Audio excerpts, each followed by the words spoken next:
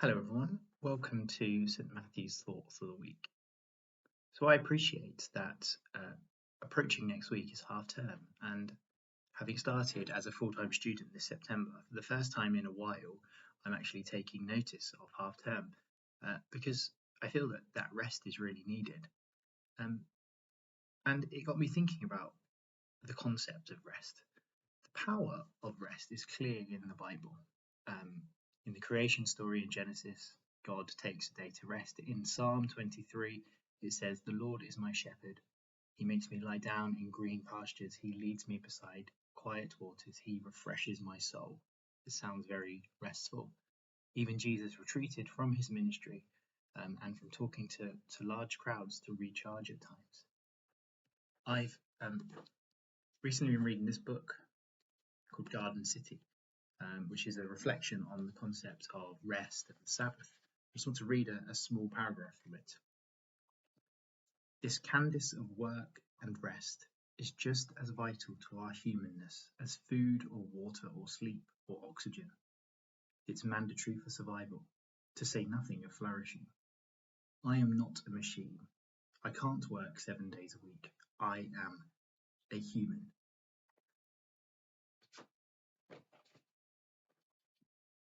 I am recording this on the 19th of October, which is nearly 100 years since an event took place in Belgium on the 19th of October 1924, where an 8-hour working day was being demanded by the General Christian Workers' Union in Belgium. And it was a significant step for workers in kind of trying to wrestle back a little bit of control between excessive work and rest.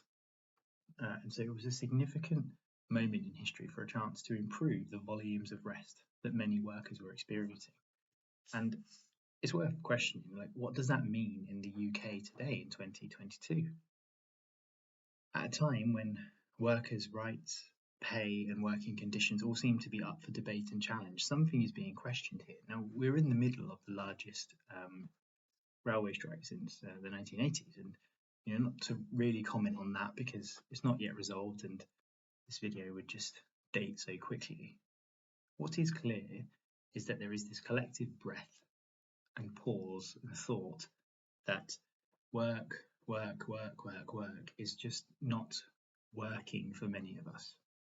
In the past, I could have considered myself a workaholic. I forego proper rest and exercise and even relationship activity because my job and my to-do list was simply too long. Now, going back to Garden City, one of the premises in the book is that this isn't how God created us to be. What the book is saying is that we were made to work in God's kingdom, Eden, where there would be hard work and hard work and dedication, they would exist, but it would be balanced with rest and play and joy. But there is no wonder why, now that we are outside of God's kingdom, many of us, we can feel that kind of unbalance and tipping back into too much work. When I was a secondary school teacher, sometimes people would ask, like, "Oh, why do schools need to close so frequently?" Which they do when you compare them to the amount of holiday that adults get from their workplaces. And my answer was always, well, you can't expect to educate a child in the same way that we would come to expect of like an adult employee functioning. It was almost like we were making special allowances so children could be engaged appropriately and essentially not overworked. But actually, maybe it's not that. Maybe we were wrong.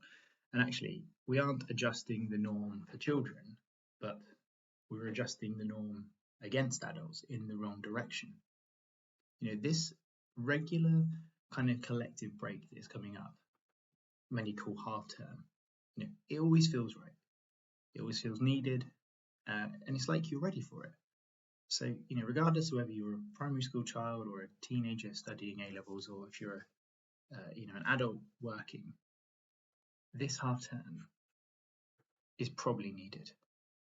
So if you are on leave from your day job or not, see it as a collective national week of recognizing that rest isn't just needed and it isn't just like restorative, it's actually aligned to how Jesus looked after himself.